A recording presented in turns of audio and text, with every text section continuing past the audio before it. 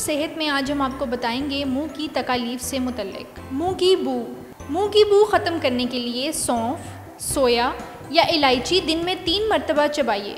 इससे मुंह की बदबू दूर हो जाएगी। रात खाना खाने के बाद पुदीने की चाय पीने से मुंह की ताजगी बरकरार रहेगी। खाने के बाद हमेशा कुल्ली करें, इससे ज़ुबान पर जरासीम पैदा नहीं होंगे जो बदबू पैदा करते हैं। इससे बदबू भी पैदा नहीं होगी।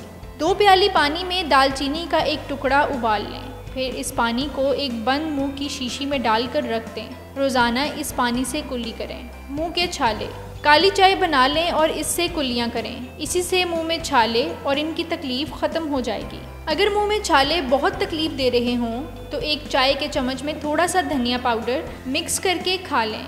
इसके अलावा ग्लिसरीन भी मुंह के छालों पर लगा सकते हैं। मुंह में छालों के लिए एक केला 1 प्याली दही में अच्छी तरह मिलाकर खा लें।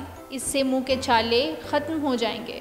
ज़ुबान का ज़ख्म, अगर आपकी ज़ुबान पर ज़ख्म आ गया हो तो 2 लौंगें खाली पान के पत्ते पर रख कर चबा जाएं। ज़बान का ज़ख्म फौरी तौर पर ख़त्म हो जाएगा।